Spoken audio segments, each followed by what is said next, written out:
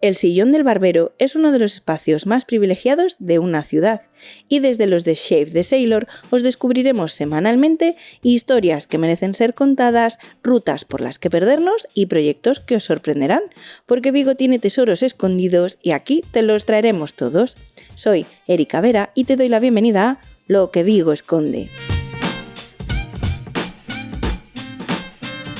Hoy voy a cometer una infidelidad, que espero nuestro historiador de cabecera nos perdone, pero no podía perder la oportunidad de sentarme con el invitado de hoy, ya que Santiago Ogando es médico, pero su faceta de divulgador histórico le ha llevado a escribir un libro magnífico llamado Romances y Cuernos Reales, y ya sabéis lo que me gusta a mí un salseo histórico, así que qué genial poder atravesar nuestra historia a través de nuestros reyes y reinas, sus romances y sus picardías.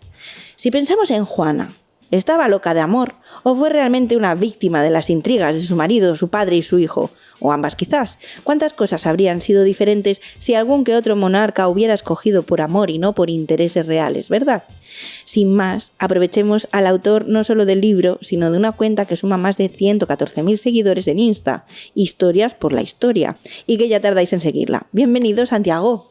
Bueno, muchas gracias por invitarme, Erika. Encantado de estar aquí. Gracias a ti. Mira, que ha sido como... Qué guay poder tener esta pequeña infidelidad, porque además como que va acorde al tema, ¿no? Los romances reales, pues esto es una pequeña infidelidad que le hacemos a nuestro historiador, pero que, jolín, había que aprovecharlo porque tú eres de aquí. Sí, soy de aquí de Vigo, de siempre. Eres médico. Sí, señor. Pero entiendo que ahí hay algo que te apasiona, aparte de la medicina, que es la historia. Sí. Y te decidiste a decir, pues mira, vamos a hacer un canal y de repente 114.000 seguidores, un libro que bueno, creo que se está vendiendo y además que dices tú, ¿cómo fue? ¿Cómo ocurrió? Porque eres súper joven. Bueno, pues sí, muchas gracias. La verdad es que sí, acabo de cumplir los 26 ahora y sí, aunque mi carrera y mi trabajo y todo es la medicina y me estoy especializando en neurología y tal, la verdad es que desde que era muy niño me gusta muchísimo la historia, tanto la historia de aquí de Galicia como de reyes y de todo tipo de cosas. Y bueno, cuando estaba en cuarto de carrera creé esta cuenta, Historias por la Historia, y estaba en plenos exámenes finales y dije yo, pues venga, me lanzo ya al Instagram, que antes escribía en Facebook y en un blog. Y bueno, en estos 4 años pues he ido poquito a poco así creciendo y tal, y este año me lancé al libro y bueno, pues ahora tiene buena pinta la cosa, a ver cómo va tirando. Oye, está guay porque dices tú, te puedes imaginar lo duro que es una carrera de medicina, ¿no? Y estar ahí preparando y aún te sobra tiempo para meterte en la... Bueno, me fascina. A mí la gente que tenéis estas capacidades, yo os admiro muchísimo. Y de hecho me hace preguntarme, ¿por qué entonces no tirar hacia historia a lo mejor? Pues es una muy buena pregunta, la verdad.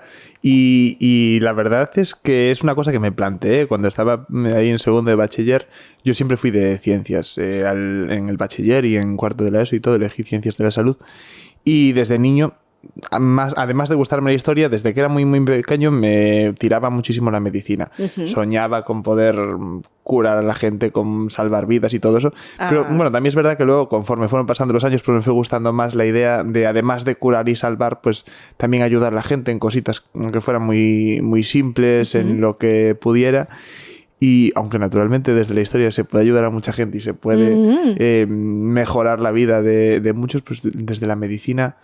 yo creo que también hago una labor social y todo y personalmente a cada persona pues poder conocer gente, poder tratarla, poder descubrir cómo funciona el cuerpo humano. Pues ya, porque aparte te has ido a la neurociencia, que es como... ¿no? O sea, ese cerebro que nos rige y que es a la vez tan desconocido, es casi como una epopeya de las que puedes leer, ¿no? Esta gente que se lanzaba a descubrir continentes, pues pocas cosas nos quedan por descubrir, el espacio, el océano, ¿no? Los océanos y todo lo que hay dentro de la Tierra, pero luego dentro del cuerpo humano, el cerebro yo creo que es uno de esos grandes... Sí, no, efectivamente, el cerebro tiene tantas funciones, es al final el que controla el resto del cuerpo, aunque clásicamente se dijera que el corazón era donde se encontraba ahí el recuerdo y todas esas palabras. Recordar viene del corazón, pues los recuerdos y la mayor parte de las funciones que dirigen el resto del cuerpo se encuentran en el cerebro. Ver cómo funciona, ver...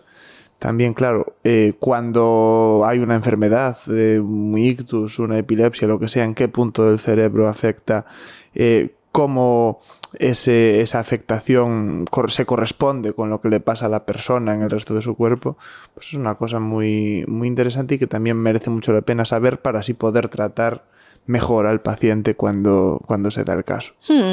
Es que son dos ramas totalmente interesantes, o sea, da igual de lo que hablemos, va a ser interesante. Y en cuanto a la historia, tenemos el libro.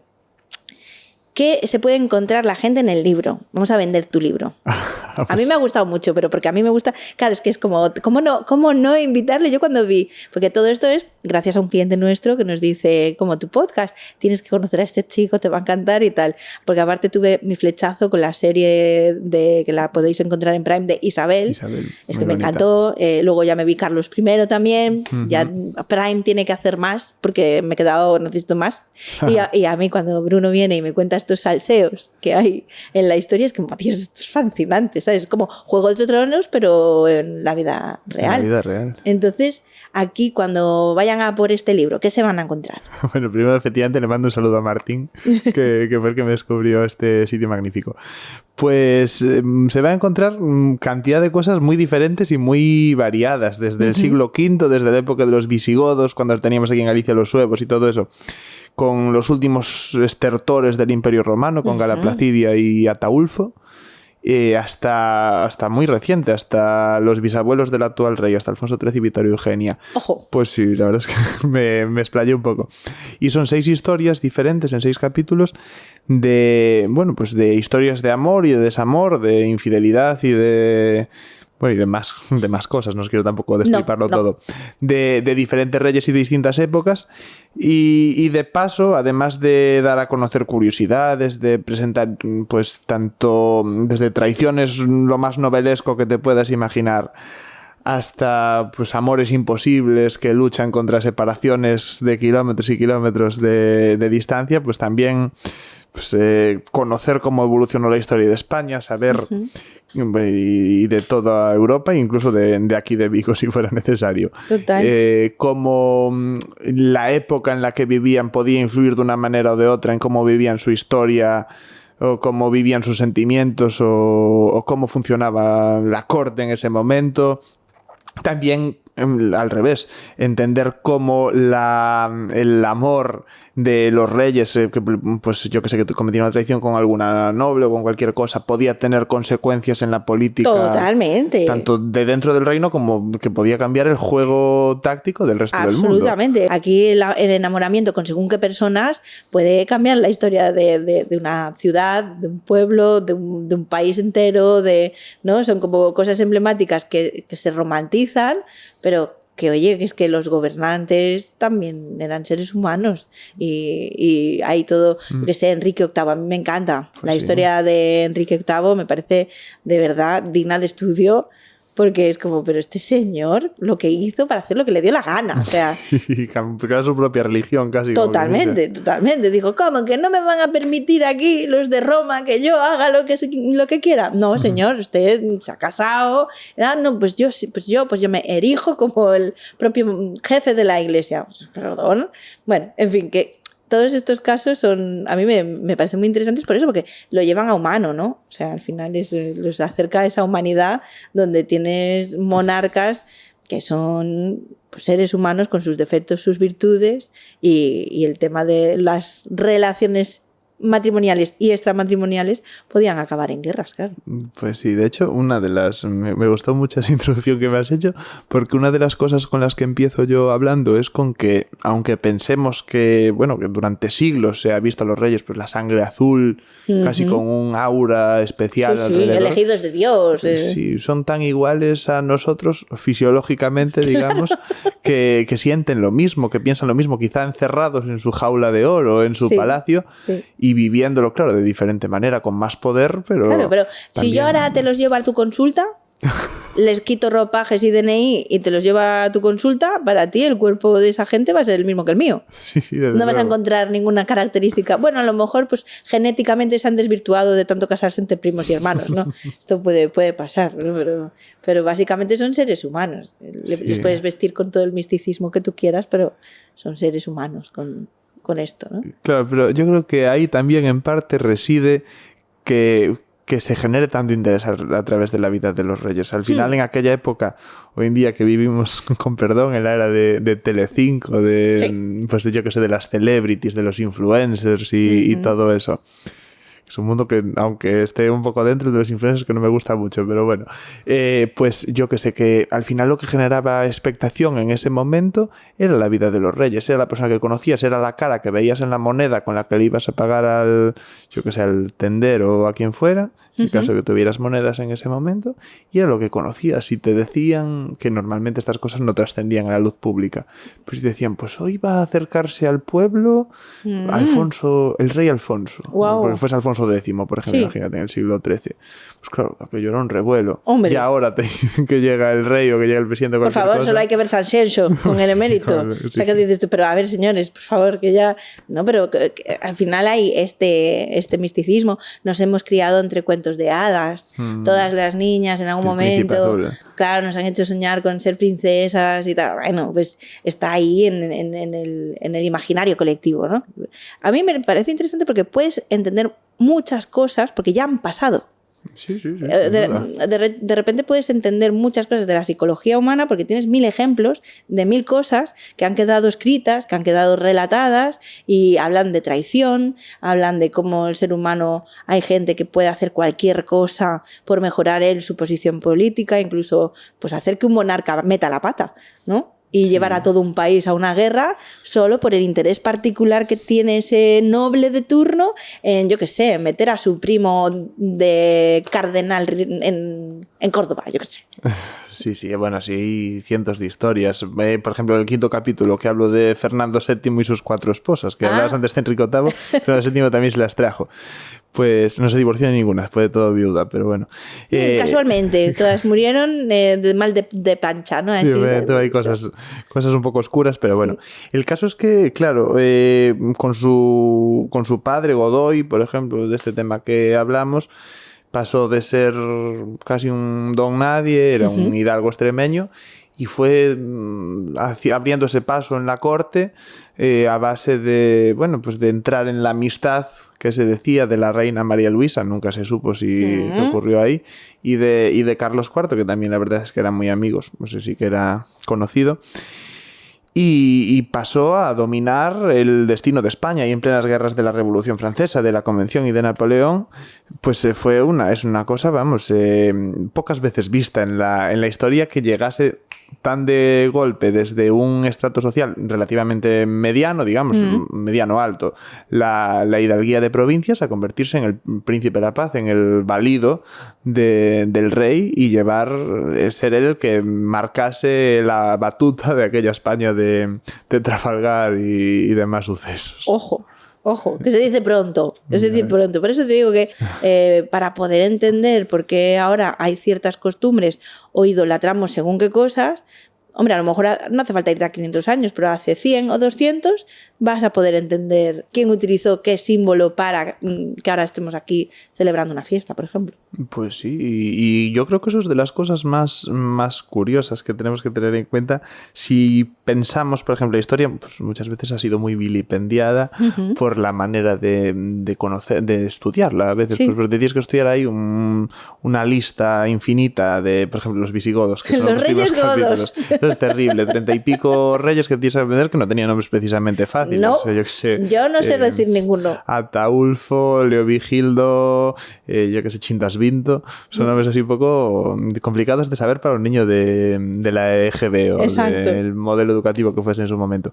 Y claro, con eso pues a un niño de un pueblo de Galicia, por ejemplo, como podemos estar nosotros, aprenderse esa lista, pues tenía que ser complicado. Aprenderse pues cuándo fue la batalla de Alarcos o cuándo fue la batalla de Bailén, pues le iba a traer complicación. Pero si ese niño, por ejemplo, le explicas que en su pueblo, que su pueblo se fundó por la donación que hizo la hermana de un rey al monasterio que hay allí al lado, o le explicas, pues qué hicieron estos, por qué tenemos aquí este castillo, o de qué época es el campanario de la iglesia. Claro. Si a una persona, no quiero ser simplista, pero le das el cebo de conocer lo que tienes cerca y cuál es la historia de eso que tienes cerca, o por qué en mi casa pues yo que sé, tenemos esta viña y esta viña no es de la familia de al lado, o se quedó para mi abuela y no para mi tío.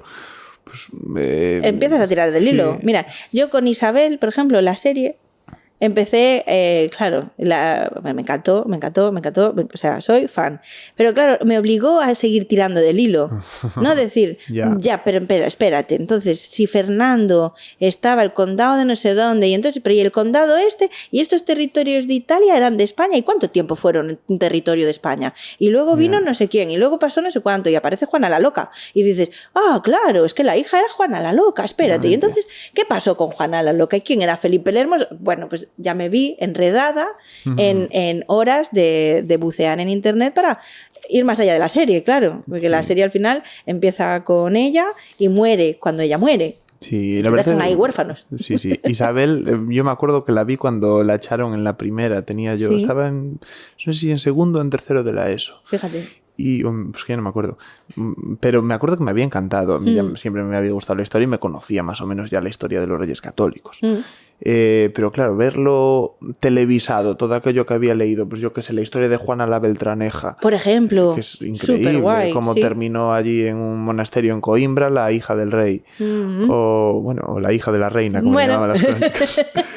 Como, pues yo qué sé, las historias de Fernando el Católico, de la toma de Granada, luego cuando fui a Granada y ver en directo las tomas de los Reyes Católicos, claro, son cosas que te paras a pensarlo y verlo en una serie, pues la verdad es que es muy bien, y muy bien hecha, muy bien. A mí me gustó mucho y sé que tiene el sello de aprobación de muchos historiadores que dicen que bueno, que dentro de las licencias artísticas, porque es una serie de televisión, que no está nada mal hilada, ¿no? Sí, de hecho, son los protagonistas del tercero de los capítulos, que ya, bueno, empiezo contando, pues más o menos, la verdad es que sigue el mismo orden cronológico, lógicamente, que la serie, y paso desde la primera vida de los dos, de cómo ninguno de los dos estaba destinado a ser rey, que Isabel tenía a su hermano mayor, que era el rey Enrique IV, y el hermano pequeño, Alfonso, y Fernando el Católico también tenía un hermano mayor, que era el príncipe de Viana, que es muy conocido en Cataluña. Estaba destinado a ser rey de Navarra y de Aragón y de todos los demás reinos de su tío Alfonso. Pero claro, todos murieron allí, fue toda una sucesión de sucesos, como se suele decir, y terminaron siendo reyes. Luego, ya al poco de casarse o ahí perimatrimonio, fue cuando estaba Fernando con esta Aldonza, la catalana, que tuvo al arzobispo don Alonso y tal. Exacto. Luego, poco después, ahí en la época de las guerras de Juana la Beltraneja, cuando se fue a Vizcaya y tuvo creo que era con Toda de la Rea, era una de las doñas Marías de Aragón, que se enteró Isabel, dicen, por una copla, y hizo encerrar a la hija. Luego otra por ahí que hubo, bueno... Sí, no, Fernando era un picaflor de caray. Sí, no. Isabel sí que fue muy casta y pura. Más devota. La esposa. Describen por lo menos así. O no. Chicos, es que al final la historia depende de quién te la cuente. Dependemos de las crónicas del momento, claro, eso es lo complicado. Entonces, si yo quiero que tú tengas una imagen de que nuestra reina era castísima y purísima, cualquier rumor va a morir por el camino y cualquier pergamino que diga lo contrario se quema. Sí, bueno, fíjate, por ejemplo, ahora que hablabas de Juana, no de Juana la Beltraneja, de Juana la loca, digamos, entre comillas, sí. Pues claro, podemos usar también mucha correspondencia de ella y su matrimonio con Felipe el Hermoso, que es casi el puente con el cuarto capítulo, que es el de Carlos I e Isabel, que eran los dos nietos de los Reyes Católicos. Su matrimonio, que te pasa a pensar, y es terrible. Felipe el Hermoso con Juana la Loca se portó muy mal desde el principio. Quedaron los dos muy enamorados mutuamente. Tanto los Reyes Católicos, o sea, había sido un flechazo. Felipe y Juana fue un flechazo, y Carlos e Isabel, de la siguiente generación, también volvió a ser un flechazo. Una familia muy de primera vista. Sí, se gustan. Pero había sido terrible. Te paras a leer cómo en las infidelidades, claro, también Juana, que fue lo que también le proporcionó esa fama, tomó muchas cartas en el asunto. Claro, es Felipe que ahí, lo tenía... ahí cuando vi la serie, dije, claro, vamos a ver, aquí hay intereses también de mantener a esta mujer un poco a raya, porque así como en Castilla sí aceptan de buen grado que una mujer fuera reina, hay otros reinos que no tenían tan a bien que una mujer gobernase, mandase y demás. Entonces, ella fue educada para ser reina. Sí, bueno, a ver, ella fue educada para ser consorte, porque tenía un hermano pequeño, que era Juan, que murió joven. pero es cierto que Castilla, León, Galicia teníamos un precedente extraordinario que era Urraca en el siglo XII, que ya fue la primera reina propietaria de Europa, que el resto de los países todos eran heredados por varones siempre, y Urraca, la heredera de Alfonso VI, fue reina propietaria. Pero claro, Aragón, por ejemplo, nunca se había dado el caso de que una reina heredara el trono. De hecho, costó infinito. O sea, ellos eran como, no, un varón. Sí. En 1412, el abuelo de Fernando el Católico, Fernando el de Antequera, heredó el trono por ser descendiente de Pedro el Ceremonioso, el anterior rey de Aragón, pero ninguna mujer podía ser reina de Aragón bueno, podía ser reina de Aragón porque estaba Petronila muchos años atrás, que fue cuando se unió con el condado de Barcelona, pero podía transmitir los derechos al trono, pero no ser reina. Sin embargo, Juana terminó siendo jurada por las Cortes y todo cuando murió Fernando, en Aragón también, en Castilla fue antes, y durante toda su vida Carlos, en Castilla y Aragón y Navarra, a pesar de que la manera en que trató a su madre, desde luego puede haber sido mejor, eso lo sabemos todos, a pesar de las visitas periódicas y de todo lo que hablemos, siempre tuvo que firmar hasta el 1555, que fue cuando murió Juana. Murió muy vieja. Murió muy mayor, sí. 70 y pico años, creo. 76, creo. Por ahí anduvo, sí. Digo que son 76 años, que estuvo pues 50 como mínimo encerrado en una torre. Estuvo, en Tordesillas desde el 1506, un poquito más adelante, hasta el 1555. Y Carlos siempre tuvo que firmar los documentos y acuñar moneda y todo, como el rey Don Carlos y doña Juana, su madre, la reina de Castilla. En el Sacro Imperio y en Flandes y todo, era el titular, ahí no había debate, porque era la herencia de su padre y su abuelo y su abuela. Pero en Castilla y Aragón y en Indias y en Italia tenía que ser siempre, y siempre firmó, nunca la separó, por lo menos en papel, como la reina legítima. Claro, pero eso digo que lo de loca, vamos a ver, era una tía con carácter, era una tía que tenía muy claras las cosas y que no quería ni que le fueran infiel, ni que no tal, y seguramente sería muy vehemente o tuvo depresión postparto, yo qué sé, cualquier cosa como humana que es, que cuando la ves dices que a lo mejor yo también estaría gritando como una loca, en plan, cabrón, estoy aquí pariendo en la fiesta y tú por ahí ligoteando, me cago en la leche, pasa para casa. No, sí, además, bueno, uno de los casos que más se recuerda, además de cuando se dice que en uno de los viajes que hicieron a Castilla hizo que desaparecieran todas las mujeres del barco para que Felipe no... Obvio. Pero claro, ahí el momento clave fue el momento del entierro, cuando murió Felipe, que estaba ya embarazada, hicieron una ronda de meses y meses por toda Castilla hasta Granada. Dicen que era porque así evitaba que el rey de Inglaterra, Enrique VII, se casara con ella, porque no estaba enterrado su marido todavía. Sí, eso es lo que se ha creído, por lo menos tradicionalmente. Pero bueno, habría que verlo también. Claro, estaba velando su marido a los 20 y pico años, 25 más o menos tendría. Se queda viuda con 5 hijos y una en camino. Una cosa terrible. Y reina de una de las potencias que más potencia tenía, porque estaba ya las Indias recién descubiertas, aún vivía Colón, o no sé si estaba, creo que falleció en el mismo año Colón y Felipe el Hermoso. Y claro, es extraordinario verse en esa situación, con todo el poder y en una situación tan vulnerable. Tan vulnerable. Por eso digo que, jolín, lo de la loca deberíamos revisitarlo. Esas cosas como habría que revisar ahí bien y poner el adjetivo correcto, porque luego, claro, ya es el padre... junto con... Primero era el padre con el marido intentando que ella... la Concordia de Villafáfila. Exacto. Luego con el propio hijo, ¿no? O sea, es como... Carlos, sí. Claro, inhabilitarla para que ellos puedan tomar las decisiones, porque al final si no es una molestia.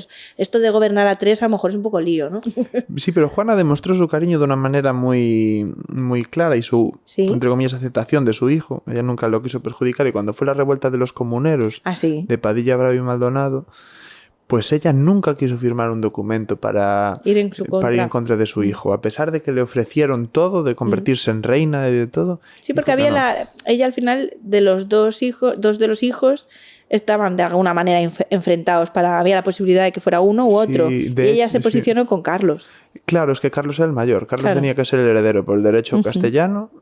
Ya hubo problemas 2 siglos antes con los infantes de la Cerda y con Sancho el Bravo, pero Carlos tenía que ser el heredero. Fernando, que era el segundo hijo, ya tenía el nombre. Carlos tenía el nombre de su bisabuelo, de Carlos el Temerario, el duque de Borgoña. Y Fernando tenía el nombre de su abuelo. Fernando fue criado, nació aquí, nació en Castilla, fue criado por sus abuelos, se quedó aquí hasta que murió Fernando el Católico, y Carlos fue educado en Flandes. Carlos nunca vino Era el extranjero. nunca había venido a España, claro. Él desembarcó en Tazones ya poco después de haber muerto Fernando el Católico, y nunca había pisado España. Hablaba español porque Fernando el Católico y Felipe el Hermoso se preocuparon porque supiera un mínimo, ser, por lo menos, de castellano. Pero, claro, y su tía Margarita, que era la princesa viuda de Asturias. Otro gran personaje, Margarita. Sí, Margarita de Austria. Muy, muy olvidada, porque al final, al no tener herederos, desafortunadamente se quedó en el... Parece que solo estuvo en Austria, pero fue princesa de Asturias, se casó con Juan. Yo en esto sí que estoy descubriendo muchos nombres femeninos que dices, ostras, tenemos unas reinas y mujeres en nobleza y demás que... Ojo, cuidado, ¿eh? Sí, en esa época, vamos, ya ves, desde Juana la Beltraneja que hablábamos antes, que fue ahí un peón, tampoco tanto peón, porque en la corte de Toro ella se demostró como una gran princesa humanista, pero yo que sé, desde todas las hijas de los reyes católicos, Isabel la mayor era un coco, era la verdad fabulosa, también falleció joven. Juana... También ya había demostrado bastante latinismo, como se podía decir antiguamente, era bastante inteligente. María quizás está un poco en la sombra ahí, la futura reina de Portugal, pero también fue muy interesante. Y Catalina. Es que por favor, Catalina. Con Enrique. Pero que de hecho hace poco descubrí que el Bloody Mary... El Bloody Mary, sí. El Bloody Mary, que esto, María. Claro, que es un cóctel hiper famoso, Bloody Mary, viene por María, que María era Tudor. Hija... Exacto, pero claro, era hija en realidad era nieta de los reyes católicos. Efectivamente, o sea, y mujer de Felipe el Hermoso. De Felipe II, perdón, de Felipe el Hermoso no. Era, era la reina de Inglaterra durante 5 años, era reina consorte de España, digamos. Sí. Pero se llama Bloody Mary por una propaganda así un poco oscura que hicieron los protestantes, los anglicanos, que si te pones a hacer cuentas... no mató tanta gente Bloody Mary como lo mató su hermana Isabel o su hermano Eduardo. Pero queda genial. Pero sí, ese cóctel que, bueno, en realidad dicen que se le puso el nombre por una camarera americana o algo así, pero bueno, el nombre de Bloody Mary, el título de Bloody Mary es de María Tudor y es una reina, la última no, porque después estuvo Jacobo II, pero la gran reina católica de Inglaterra, que tuvo muchos problemas, fue repudiada por su padre a pesar de ser la hija mayor. Y legítima además, porque fue legítima. Puramente legítima a los ojos de Roma y a los ojos de Inglaterra. Luego tuvo que ver a las siguientes esposas de su padre, Ana Bolena, Catalina Howard, Ana de Cleves. La Catalina Howard fue la tercera, Jane Seymour fue la tercera, Catalina Howard la quinta y Catalina de Parr la sexta. Es que ojo, cuidado, es difícil acordarse de todas. Enrique VIII. Por verlas pasar a todas ahí por eso. Y luego es muy bonito cuando vas a Londres y ves la abadía de Westminster y ves ahí la tumba. María Tudor, Bloody Mary, Isabel Tudor, su hermana, tuvieron una relación muy complicada, pero claro, Isabel sí que fue toda su vida, porque Ana Bolena murió cuando ella era muy joven, que era su madre. Siempre fue casi como una bastarda, porque Enrique tuvo muchos problemas con ella. Y Isabel estuvo, no directamente, pero enfrentada hasta cierto punto con María, porque estaba destinada a ser la heredera, en principio, porque nunca llegó a tener un hijo, a pesar de varios embarazos así maltrechos con Felipe II. Y su tumba está junta en la abadía de Westminster y dice, las dos hermanas en la esperanza de la resurrección, a pesar de ser de religiones distintas y de estar tan opuestas la una a la otra, pues ahí se quedaron siempre juntas. ¡Ostras! Claro, es como bonito, pero a la vez yo no sé si querrían estar juntas toda la eternidad, claro. Habría que verla. Habría que preguntárselo, pero está guay. Y luego tenemos aquí, vamos a hacer un paréntesis, o un punto y seguido, mejor dicho, porque vamos a hablar de alguien muy especial para ti. Bueno. ¿No? O sea, decir aquí, oye, ¿por qué no hablamos de Cachamuiña? Y me quedé así como diciendo, pues perfecto, porque no tengo mucha información sobre Cachamuiña y así aprendemos de Cachamuiña. Bueno, pues te agradezco porque es un personaje muy importante de la historia de Vigo y yo le tengo mucho cariño porque es mi tatarabuelo. Toma. Es el bisabuelo de mi tatarabuela. Ojo, Y me hace muchísima ilusión siempre que hablo de él y fue mi, entre comillas, mi imagen corporativa. Lo tuve de foto de perfil en Instagram muchos años y al final, pues, la reconquista de Vigo y todo eso es un tema que para los que somos de Vigo es fascinante y tenerlo tan de cerca a mí me llena de orgullo y de satisfacción, como Totalmente. dice Navidad.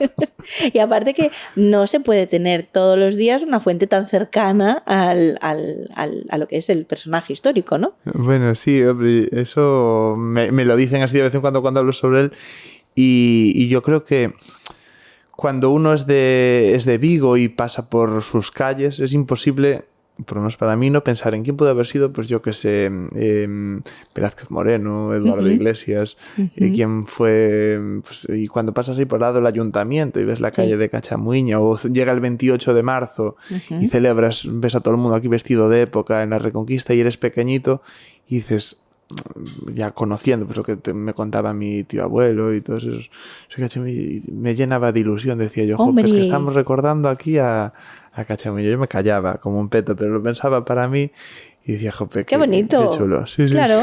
A ver, no todos tenemos la suerte de tener un ancestro que pertenezca a algo tan importante para la ciudad donde tú creces, porque al final, a lo mejor a nivel mundial, pues no, pero para tu ciudad es un personaje fundamental.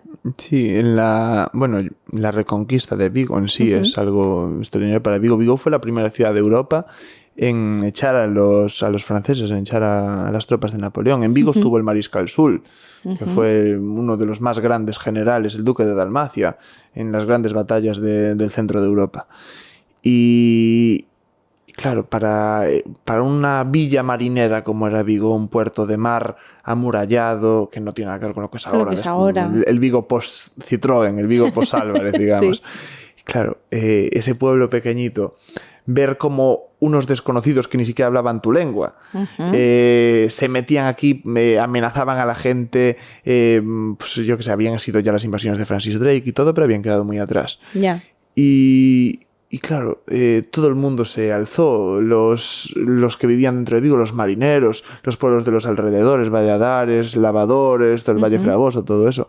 El ejército que mandaron desde Castilla, los de los pueblos de un poquito más lejos, desde Orense hasta Pontevedra, todo por allí, los ingleses. Todos se volcaron en Vigo y al final Vigo se consiguió eso y Cachamuiña, pues sí. Efectivamente era un militar, era un hidalgo de un pueblecito que se llama Cachamuiña. Él se llama Bernardo González del Valle. Vale. Y era de un pueblo que había en el ayuntamiento del Perio de Aguiar, en las afueras de la capital de la provincia. Y bueno, ya tenía una carrera militar bastante larga, había luchado en los Pirineos y tal, en el Bidasoa, y era capitán en ese momento. Y había... Bueno, te voy a contar si la Reconquista al pormenor, pero es que a mí me fascina, es lo que más me gusta. Por más que hable de reyes y de todo lo que quieras... Hemos tocado hueso ahora. Es lo que más ilusión me hace hablar, lo que más me llena. Cuando fue la Reconquista, que fue... Los franceses conquistan Vigo a finales de enero. Sí. Estaba, pues yo que sé, Vázquez Varela, otra calle muy conocida de Vigo, el alcalde de la ciudad. Y la conquista de Chalot, que era como se llamaba el comandante de armas que quedó al mando de Vigo de los franceses. Y por un lado pues estaban lo que te adelantaba un poquito antes, pues yo que sé, el abad de Valladares, que fue uno de los grandes promotores de la Reconquista, Juan Rosendo Arias Enríquez, que era el primo del marqués, y fue uno de los que más impulsó la Reconquista desde fuera. Estaba, yo que sé, el Pablo Morillo, que es muy conocido. ¿Ves la Plaza de la Independencia que hay en la Avenida de las Camelias? Sí. La estatua que ves ahí es de Pablo Morillo. Es un tema así un poco controvertido. Porque después, 14 años después, fue el que entró con los 100.000 hijos de San Luis en Vigo. Exacto. Pero bueno, lo dejamos ahí. Que sigue teniendo ahí su calle en la Alameda también, el conde de Cartagena. Luego estaba, pues yo que sé, los ingleses, las dos fragatas que había aquí en la ría, preparados para actuar en cualquier momento. Y claro, Cachamuiña había estado reclutando soldados pues por toda la zona del Ribeiro, que era donde era su familia materna, y de la zona del Orcellón, allá por Boborás, luego por la Tierra de Montes y todo por ahí. Y yo aquí con un ejército bastante bonito. Se juntaron los regulares que traía Morillo desde Castilla, los que traía Cachamuña, los que traía otro capitán que era Colombo, que es bastante desconocido también, de la zona de Montes y tal, del Deza, con los paisanos del Valle Fragoso, con los marineros del puerto y del Arenal y de todas esas zonas que hoy en día ya son pues, como parte de Vigo, pero en ese momento eran arrabales extramuros. Y claro, se empezaron a preparar el asedio, tal, estamos a finales de marzo, había sido todo muy rápido. Y llega la tarde del 27 de marzo, que es el mejor momento, y un marinero del puerto, Carolo, que es también bastante conocido, que está ahí un poco detrás en la Estatua de la Independencia, coge su hacha y se lanza contra la puerta de la Gamboa, que es lo que tantas veces vemos en la Reconquista, a echarla con sus propias manos. Sí. Pero claro, los franceses lo matan Ya. a Carolo en el intento. Y Cachamuña, aun siendo el capitán, porque eran Colombo, Cachamuña y Morillo eran los tres capitanes, se lanza a las manos de Carolo, toma el hacha todavía ensangrentada y continúa le da la labor. ahí a la puerta, derriba la puerta de la Gamboa personalmente, le pegan 4 tiros, que eso también es un poco Pam, pam. terrible. Y entran los vigueses, y eso fue el 27 de marzo, que la gente a veces eso no lo tiene muy claro, y el día siguiente, el 28, es cuando ya Pablo Morillo firmó la capitulación de los franceses de Xalo, que luego se fueron ahí con honores, tal, con las trompetas caminando por el centro, y se fueron allá con los ingleses para donde fueran. Exacto. Eso sí nos interesa. Pero claro, es un tema que a mí me encanta, y la Reconquista de Vigo, que tenemos aquí los que somos vigueses, un tema tan interesante y una efeméride tan extraordinaria, yo creo que es algo que tenemos que potenciar más, sin ninguna duda, y de hecho hay grandes esfuerzos y destaco a lo que es la asociación en el centro que se encarga de la representación histórica, que siempre recuerdo lo mismo, son vecinos que llevan años esforzándose porque esto no caiga en el olvido, porque sea cada vez una fiesta mejor, y yo creo que se ve en la afluencia, ¿no? Que yo creo que ahora mismo ya es para todos los vigueses una fecha que no puede pasar al olvido nunca, sino que es como la hemos hecho de todos. Yo creo que ese día todos vamos al centro, lo queremos celebrar. Si llueve nos da pena porque es como todos poniendo velitas para que ni haga mucho calor ni haga mucho frío, pero que no llueva, por favor. Sí, no, la verdad es que son unos días fabulosos. Sí. Además ya es ese principio de la primavera, ya parece que el tiempo empieza a mejorar, los días son un poquito más largos y llega la Reconquista. Totalmente. Pues se suele hacer el fin de semana. Yo este año creo que tuve guardia, el día propio de la Reconquista, y así un poquito periña. Pero el sábado estuve allí en la fiesta y claro, es una cosa fascinante ver cómo una ciudad tan grande, que al final Vigo es una ciudad que tiene una cosa que es fascinante, que tiene muchísima gente que son vigueses de primera o segunda generación, que vienen, pues yo que sé, desde mi familia, sin ir más lejos, casi todos orensanos. Y en Vigo muchísima gente que viene a trabajar a las industrias, pues desde los astilleros, desde las conservas, desde Citroën, Álvarez, todos lo que todos conocemos. Y ver cómo se juntan para recordar yo qué sé, la historia de tu ciudad, aunque tus antepasados no hayan sido los que hayan estado allí. Pero es que es una ciudad que ya sientes como tuya, es una ciudad tan acogedora, Vigo, que es un verdadero Yo que he vivido lujo. En diferentes ciudades, Vigo tiene esta sensación de es casa. O sea, es casa tuya. Y cuando alguien es de fuera, ya lo hemos adoptado. O sea, tú viene alguien, ¿no? ¿Pero cuánto llevas en Vigo? 6 meses. Ah, pero tú ya eres de Vigo. Es que rápido les hacemos nuestros. Así como en Cataluña tienen este término charnego, que es como, pero entonces nunca voy a poder ser catalán, ¿no? O sea, aquí esto no existe. Aquí esto es, ¿cuánto llevas? 6 meses. Pues ya eres de Vigo. Ya eres de Vigo, cariño. O sea, aquí es una ciudad que ha tenido que evolucionar gracias a la gente que va y viene. Entonces, a veces los tuyos se van, pero vuelven con más gente, que son de otros sitios. Y los haces tuyos también. Entonces es muy bonito. ¿Y qué se siente cuando te pones a investigar en la vida de un antepasado? Me refiero, porque una cosa es ponerte a investigar de la historia de pues estos reyes y reinas y tal, que a lo mejor no tienes ningún tipo de vinculación, pero de repente te pones a investigar en tu propio árbol genealógico. Sí, bueno, yo es a lo que más me dedico, no te voy a engañar. Vale. Aunque me dedico mucho a, pues, yo qué sé, historias de viajes, de curiosidades y tal, mi verdadera pasión es la genealogía y si puede ser la mía propia. Perfecto. Pero muchas veces les hago así a mis amigos, árboles genealógicos y cosas así. Pero yo me acuerdo, pues mira, a ver, lo de Cachamuña lo sabía desde siempre. Y yo, claro, cuando era pequeño, pues me preocupaba por... A mí siempre me preguntó yo que se tenía 2 o 3 años y les preguntaba a mis abuelos, pues, ¿quiénes son vuestros abuelos? Claro. Y yo como que tenía los ojos así hiperabiertos preguntando por ese tipo de cosas que a un niño de 3 años pues eso le daría igual. Pero yo con 3 años ya me sabía el nombre de mis tatarabuelos. Otra cosa no, pero por ahí iba. Y claro, yo era una cosa que sabía, pues Cachamuña, tal y cual, pero nunca me había centrado tanto. Entonces recuerdo que con 15 años, un poco de morir mi tío abuelo, que era policía local aquí, le tengo mucho cariño, murió soltero, era así un perfil así muy, muy clásico. Y él, pues, era el gran guardián de la historia de la familia y todo esto. Entonces, cuando murió, me dediqué yo, pues, a poner en orden las cosas y todo. Y, claro, yendo sobre Cachamuña y tal, encontré unos papeles que eran la división de la herencia de su hija y de su marido. Que dije yo, caray. Pues no era la cosa tan descabellada, no era tan lejana, porque todavía tengo yo los papeles guardados aquí en el archivo. Que bueno, suele suceder. Ya, pero bueno. Pero bueno, me hizo ilusión. Entonces dije yo, voy Te vincula directamente. De repente tienes un papel y estás tocando un papel que es casi como tocarle a él, ¿no? Eso es. Entonces dije yo, pues mira, voy a buscar un poco más en internet.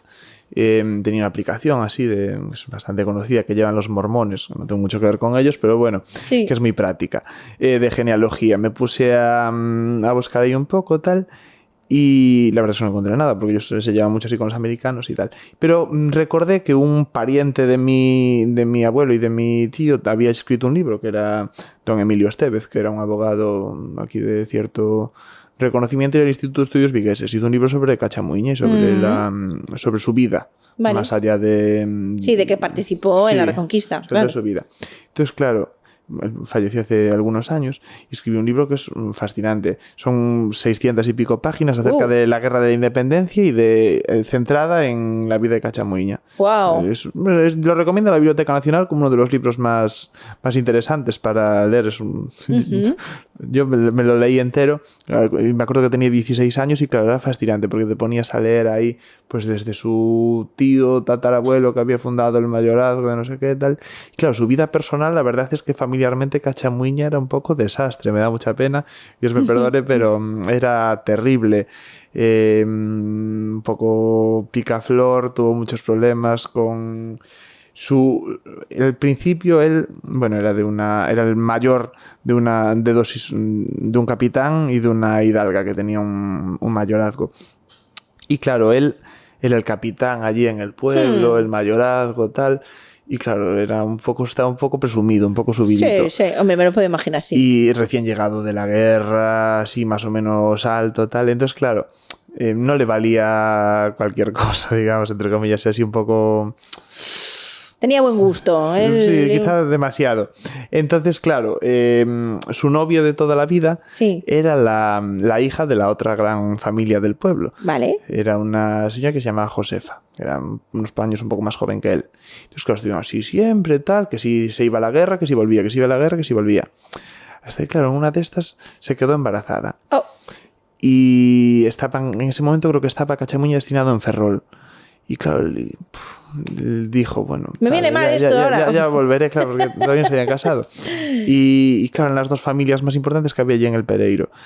Y fue un rollo tremendo. Luego él no se quiso casar porque él le estaba echando el ojo a las burguesas de Ferrol, digamos, entre comillas, y a las grandes familias. Eso es así un poco... grave.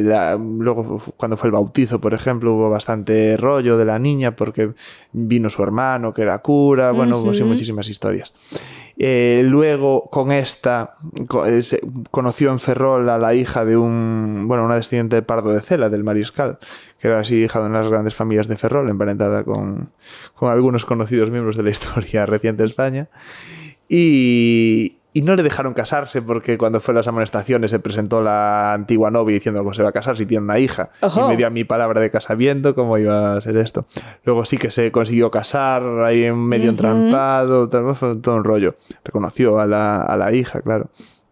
Pero bueno, aunque familiarmente haya sido un poco, digamos, terrible, hablando en plata. Un poco Enrique VIII también él, Sí, así en plan, poquito. es que no me viene bien este matrimonio, yo quiero casarme con una burguesa, no contigo. Luego se casó con la sobrina de un ministro, ¿Ves? que se decía que estaba Fernando VII enamorado de ella también. Pero bueno, el caso es que al final pues yo lo recuerdo con respeto como Sí, hombre, se claro. exige.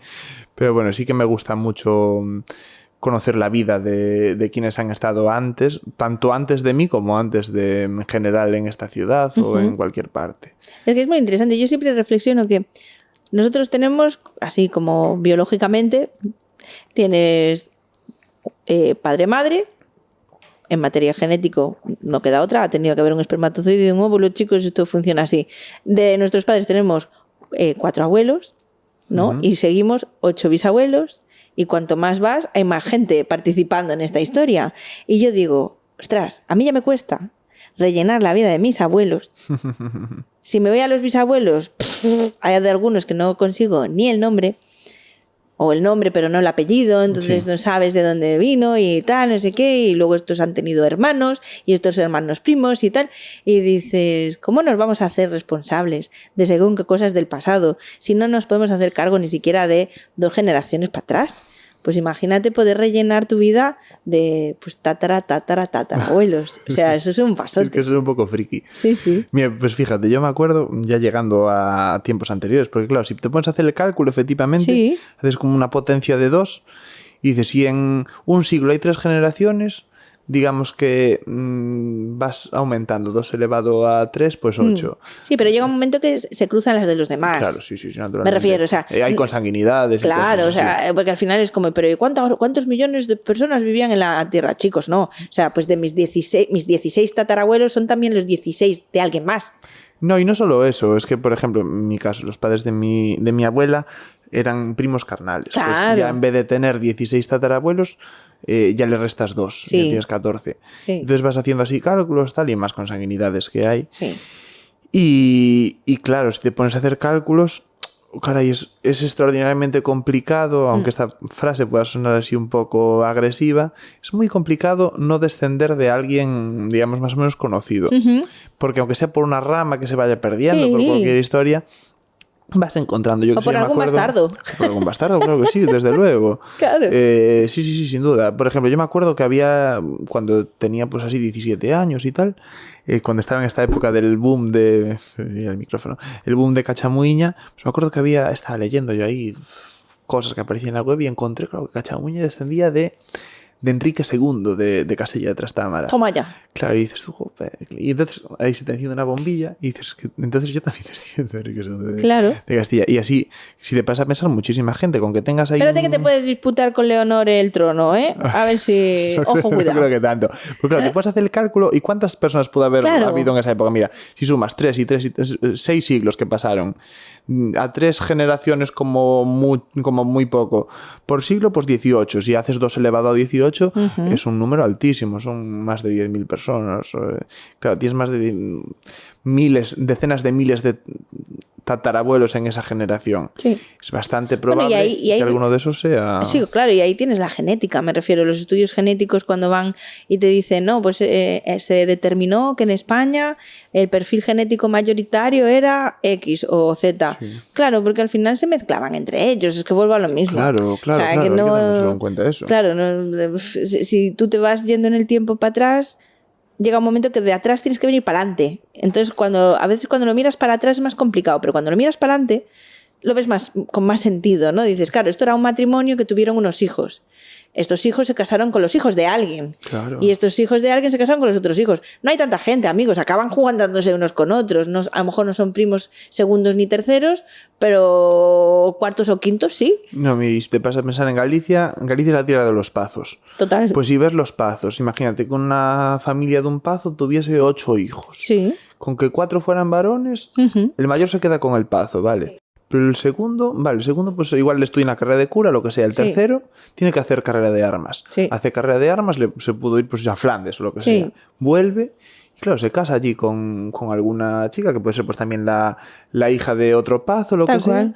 Tiene un hijo. Claro, ese hijo ya no es del Paz, ya van pasando las generaciones, tal. Claro. Y es que la gente se piensa que a veces es como algo muy estanco, la nobleza o lo que sea, pero no es algo tampoco tan descabellado, la hidalguía, cualquier cosa así, es una cosa que... De hecho, a mí a veces me fascina cuando me pongo a pensar en ir para atrás y para atrás y para atrás y para atrás y para atrás, ¿no? Porque vas yendo, ¿vale? Dices, vale, pero esto era Hispania, ¿no? Hispania era un territorio romano y llegaron los godos, visigodos y demás. Cuchi, que todos estos eran germanos. Sí.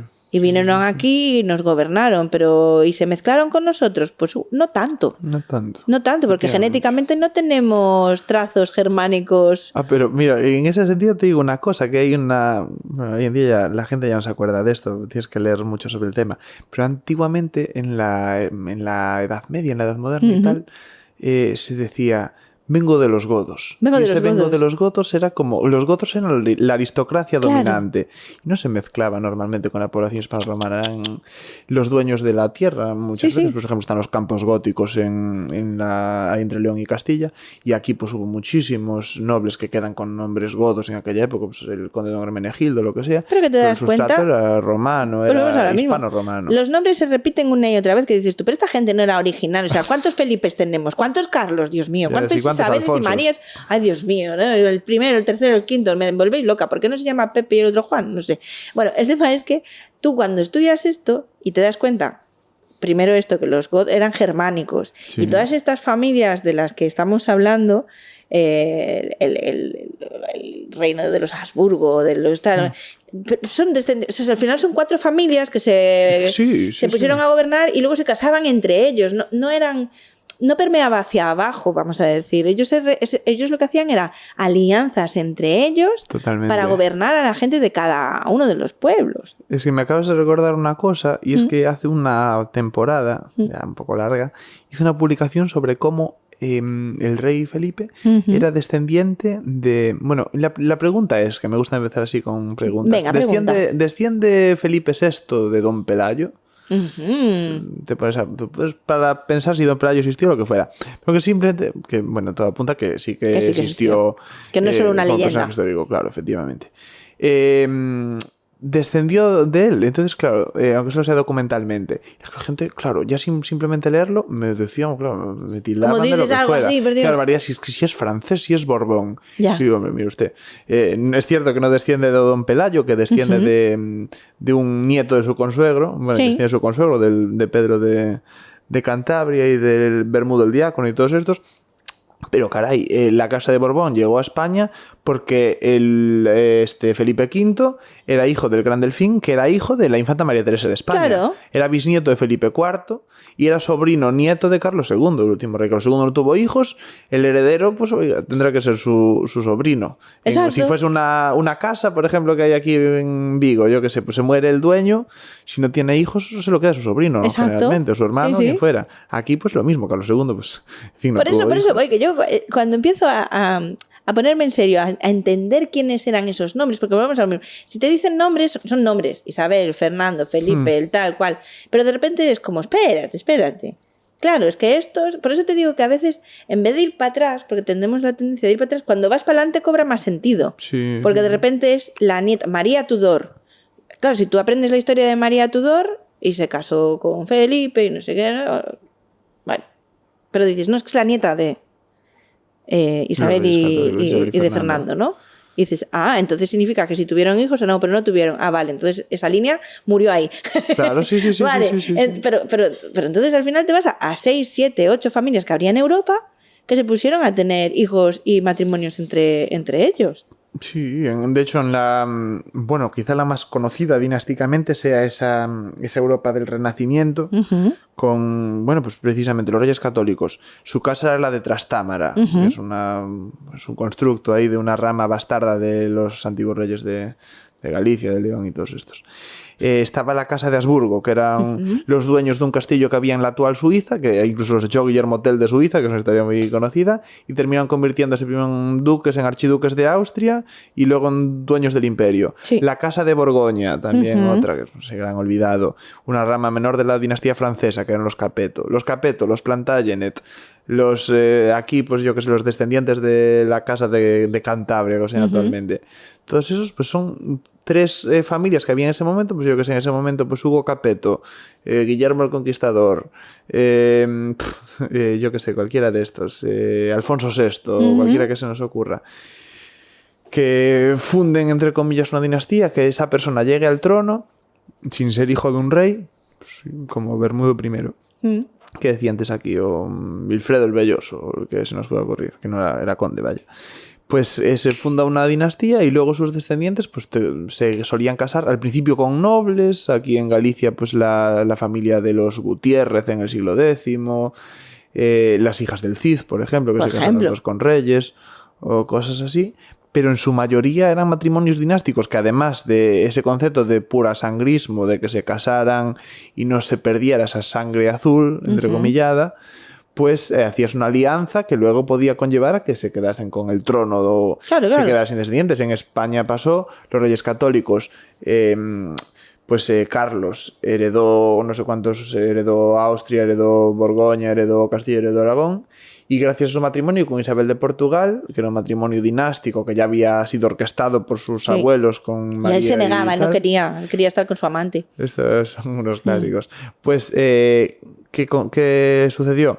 Pues que su hijo Felipe II terminó heredando el trono después de la muerte del rey Sebastián y de su tío el cardenal Don Enrique. Así lo mismo con muchísimos otros tronos. Austria, la casa de Habsburgo, tenía un lema muy bonito que era el Félix Austria, que decía, tú, que otros hagan la guerra, tú feliz Austria, cásate. Claro. La casa de Habsburgo conseguía así los reinos. Maximiliano, el abuelo, se casó con María de Borgoña, se quedó con Borgoña. Felipe, el hermoso, su hijo, se casa con Juana, se quedó en Castilla. Carlos se quedó con Portugal con Isabel, su hijo Felipe. Pero el otro hermano, Fernando, que fue el que dejamos antes un poco aparcado, que se fue, lo mandó su hermano a gobernar Austria y luego heredó Austria y el Sacro Imperio. Y de hecho Margarita se encargó muy bien de él. Se encargó muy bien, sí, de los dos hermanos, la verdad. Pues Fernando se casó también con la heredera de Hungría y se quedó con Hungría, con Bohemia y con todos esos reinos que nos olvidamos. Y así generaciones se iban casando y obteniendo los reinos. Claro, luego la gente se pregunta, ¿y por qué los Borbones? Pues por los Borbones, pues porque al final es esto, es que la sangre...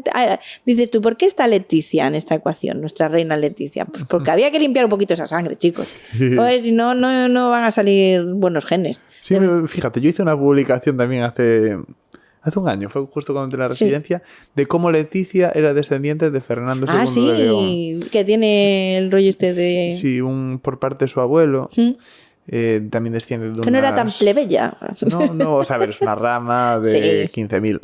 Pero desciende de Fernando II de León por unos hidalgos que había, no me acuerdo dónde, que eran por la rama Ortiz, descendía de ellos, ahí en la frontera con Portugal o por ahí. Bueno, solo hay que irse por algún pazo y ver la cantidad de escudos que puedes encontrar, porque claro, una cosa es si nos quedamos en el estrato de reyes, ¿no? Reyes, pues al final hay los que hay, pero como bajes un poquito, ducados y todas estas cosas que se van repartiendo para... Pues este fulano ha batallado bien, me ha servido bien, voy a crear aquí un condesado, una marquesada, una cosa así para que la gente sea feliz. Y ellos se sentían nobles y a tope de power también. ¿No? Pues claro. Por ejemplo, aquí en Vigo, bueno, tenemos algunos pazos. El de Moledo, por ejemplo, de Raposeiras, el de Castrelos. A mí me gusta mucho la historia del pazo de Santo Tomé, el pazo de la Pastora, que es muy bonito. Es el gran desconocido de Vigo. ¿No? Porque el de Castrelos, pues evidentemente lo conocemos bien. Y la historia de los Quiñones de León, del Duayen y compañías bien conocida. Pero la del Pazo de la Pastora, que solo abre un día al año, que yo aproveché que estaba saliente de guardia, es el domingo de Ramos. Sí. Y yo tuve guardia el sábado y fui después de la bendición allí al Pazo de la Pastora. Es un pazo precioso, que está subiendo bajas desde Castrelos por la calle que hay detrás. Sí. Y en vez de meterte para la circunvalación, subes un poco más por nuestra iglesia Santo Tomé. Sí, me doy cuenta. Freixeiro. Y allí hay un muro de piedra. Ah, sí, y claro. el Pazo de la Pastora es casi igual que el Pazo de Castrelos. O sea, tú lo ves desde fuera, es precioso, tiene unos jardines preciosos por la parte de atrás, tiene los escudos, y era de los condes de Priegue, que eran, bueno, una familia emparentada con muchos nobles de Galicia, con los Sotomayor, tal, era don Baltasar de Sequeiros y Sotomayor, el primer conde de Priegue. Y es una historia fabulosa, tiene allí sus escudos y todo.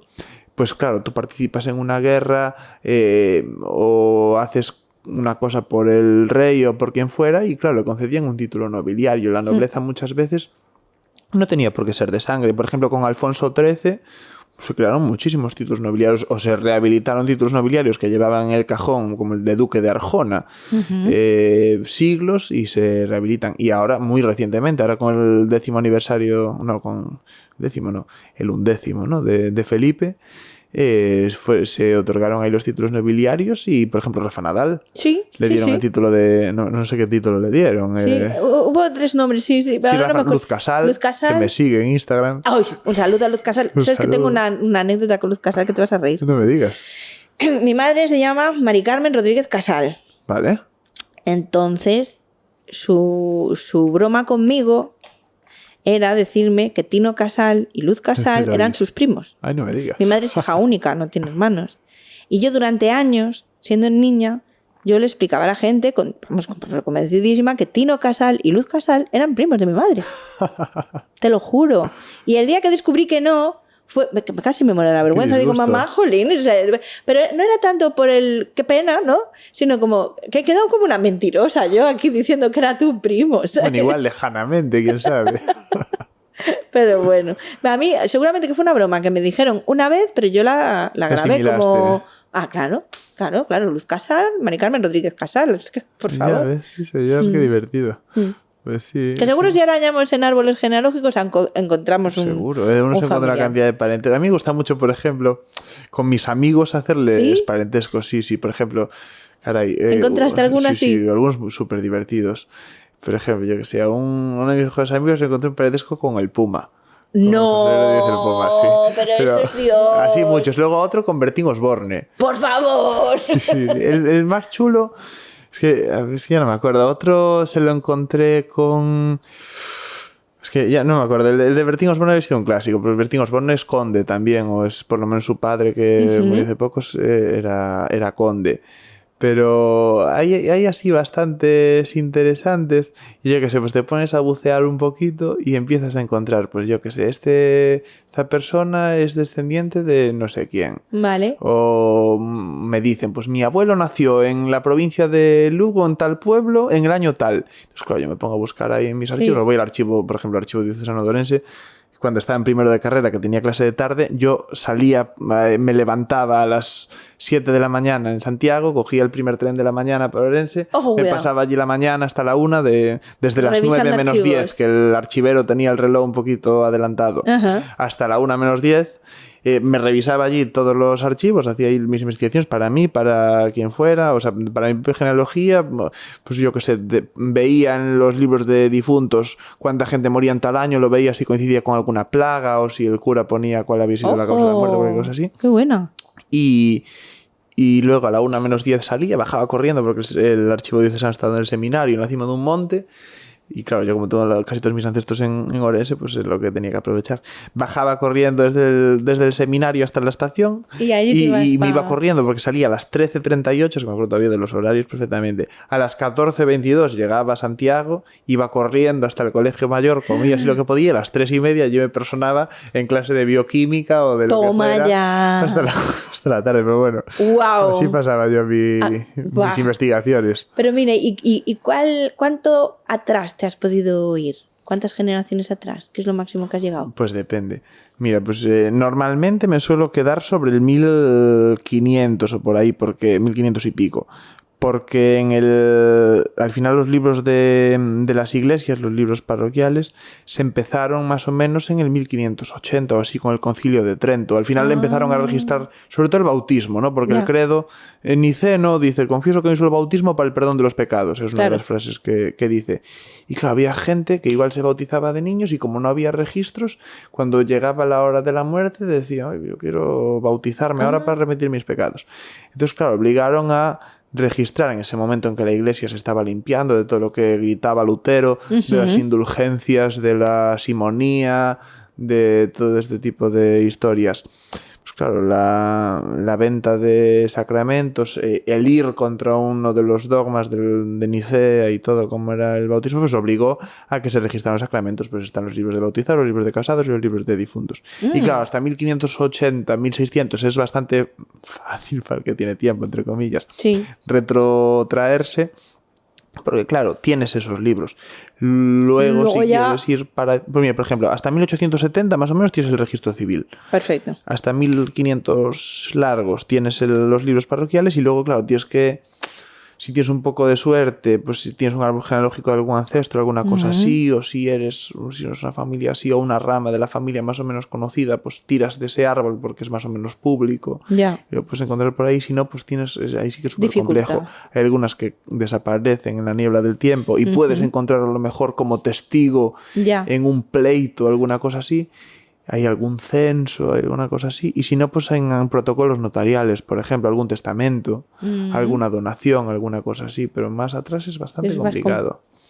Pero hasta 1600 o así. Ojo, cuidado, pero ya me parece una barbaridad irse hasta tan atrás. Es como, perdona. Madre de Dios. Estaba obsesionadísimo yo en primero de carrera, no paraba. Cada mañana aumentaba mi árbol genealógico, pues por lo menos en unas... solo voy para atrás, normalmente no suelo seguir para adelante. Vale.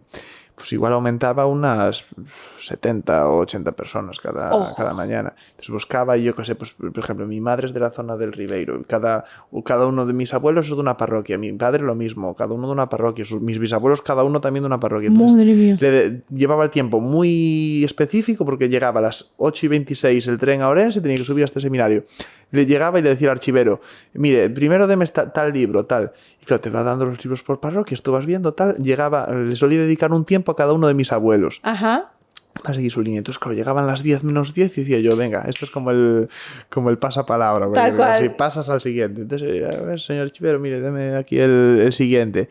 Entonces, claro, tenías que ir a una velocidad, y a la letra muchas veces pues era así un poco compleja de leer. Es que era lo que te iba a decir. Yo alguna vez he tenido de abuelas y bisabuelas que he tenido el papelito esto de... Ahora no me va a salir, jolín. La partida de nacimiento. Y las letras son de verdad que es como no entiendo nada. Me puedo tirar media hora para poder leer el papel. Es complicado, sobre todo. Bueno, hasta 1700 es relativamente sencillo. De 1600 para atrás es una cosa terrible, porque yo la primera vez que me enfrenté a las partidas más antiguas, hay 1500 y pico, 1600, decía yo: madre mía, pero esto debe estar escrito en árabe. Porque veías las letras así de una manera tan extraña, son unas letras como muy redondas. Entonces decía yo: me cachis, esto no soy capaz de leerlo. ¿Y cuál es el más curioso de tus ancestros que tú hayas podido decir? A mí me gusta mucho Cachamuiña, pero después hay así muchos interesantes. Pues me gustan todas las líneas, yo que sé, desde labradores con vidas interesantísimas. Una bisabuela de mi padre, por ejemplo, que era de una familia criolla argentina, que tenían así bastantes conexiones con conquistadores y con historias de estas. Es una historia que me gusta mucho. Y luego, por ejemplo, aquí en Galicia, pues yo que sé, están historias de pazos, cosas así medievales. Pues me gusta mucho, por ejemplo, el primer conde de Monterrey, don Sancho de Ulloa, tuvo una vida así muy interesante. O los Sarmiento de Rivadavia, que eran los señores de la zona, pues el primer conde. También descendemos de él. Y por ejemplo, también a partir de ahí encontrar parentescos, pues decir, una de mis anécdotas más fabulosas de mi vida fue, estábamos en segundo de carrera y mis amigos y yo, que vivíamos allí en el colegio mayor, 4 amigos que aún nos llevamos, y dijimos: pues vamos a Andalucía, y de verano. Esto te hablo del mes de agosto. Sí. y en vez de irte, pues yo que sé, a Cádiz, ahí a disfrutar de la playita, playa, o en vez de irte a Málaga, o cualquier cosilla así, hicimos un tour que era 7 días, 3 días en Córdoba, 1 en Úbeda, otro en Baeza y 3 en Granada. ¿En agosto? Sí, sí, Muy del bien. 1 al 7 de agosto, que yo fue la leche, en el 2019. ¿Nos derretisteis? No, pues sí, la verdad es que era terrible, 40 y pico grados allí, madre mía. No me olvidaré jamás, allí en el Alcázar de los Reyes Cristianos de Córdoba. Pero bueno, mi anécdota fabulosa fue el día 3 de agosto, que claro, fuimos a Úbeda. Y yo decía, joder, en ese momento no estaba yo muy al loro de la historia de Andalucía. La historia de Galicia, pues sí, pues que estaba bastante enterado. Pero la de Andalucía no tanto. Entonces, un amigo mío quiso ir a Úbeda pues porque de allí era Sabina, y el tío pues le gusta mucho las canciones de Sabina. Más o menos nos gusta así todos mucho la cultura y tal. Y yo dije, pues venga, y vemos así los cerros de Úbeda y todo esto, así por la historia. Eso es un clásico. Y la puñalada trapera. Son 2 frases que tienen las dos el origen en Úbeda.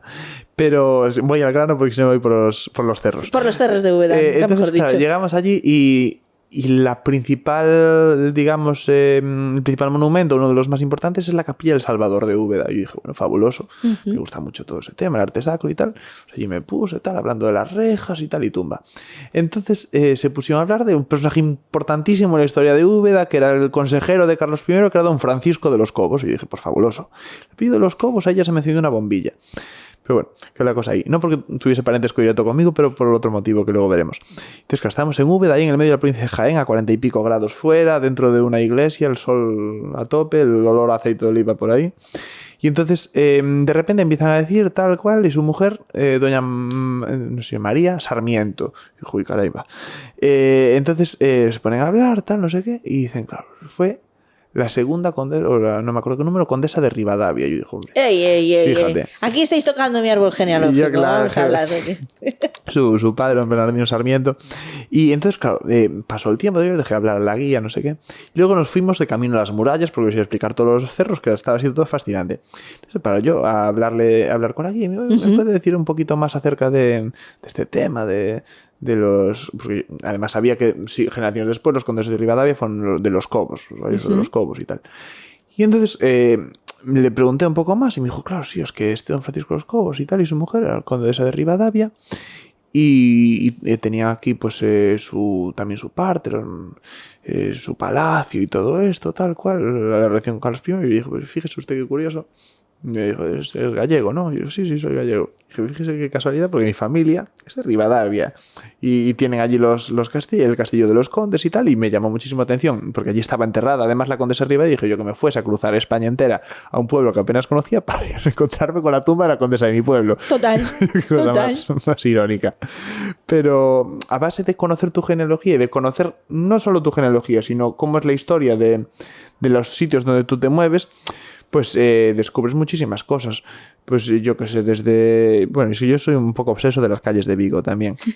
A mí está pasando desde que tengo a Bruno en mi vida, que como él utiliza mucho las calles para contarnos la historia de Vigo, digo, chicos, que no, claro, no me he preguntado nunca jamás, pues Policarpo Sanz, pues claro. ¿Quién es Policarpo Sanz? O Portanet, ¿no? Claro, de repente es como, ahora ya voy, yo desde hace año y medio, ya voy por Vigo con otra mirada, y ya miro los nombres y digo, espérate, ¿y este quién es? Claro, es que y te cambia todo. Sí. O conocer, pues eso, yo qué sé, quién fue, es lo que tú decías, Policarpo Sanz, el gran benefactor de Vigo. ¿Quién fue García Barbón? ¿Quién fue Pimargal? Por ejemplo, estoy en historia, yo estoy en Carmelitas, y Carmelitas está en la calle Pimargal. Y me acuerdo cuando llegamos allí a la Primera República y vimos el presidente Pimargal y dijimos, quietos, estamos en la calle aquí del presidente. En la calle, sí. O cosas así. O yo qué sé, también pues, de los pasos de las iglesias, que cada pueblo de Galicia tiene su... y de España, que tenemos aquí tanta concentración de pueblos por kilómetro cuadrado. Sí. Tenemos tantas iglesias, pues toda la historia que tiene, pues que si es románico, ¿por qué en Galicia, por ejemplo? ¿Por qué? Yo lo extrapolo todo al Ribeiro y por allí a Vigo. ¿Por qué hay más iglesias de determinados estilos? ¿Por qué hay muchas más iglesias del 18, muchas más iglesias del 16? muchas más iglesias románicas o por qué pasó aquí para que hubiese tanto. Entonces, por ejemplo, allí ves el comercio del vino, cómo funcionaba, y ves que en los momentos de mayor auge del comercio del vino, pues también se levantaban más iglesias, más pazos y más lo que fuera. Aquí en Vigo, por ejemplo, pues también cuando creció más, cuando llegaron los edificios modernistas, cuando empezaron a llegar los catalanes con las conservas, cuando empezaron a llegar los indianos de Cuba, cuando llegó Policarpo Sanz, cuando llegaron todos estos. La concatedral, por ejemplo, cuando Vigo se nombró ciudad y se quemó la antigua colegiata, que se hizo esta monumental aquí.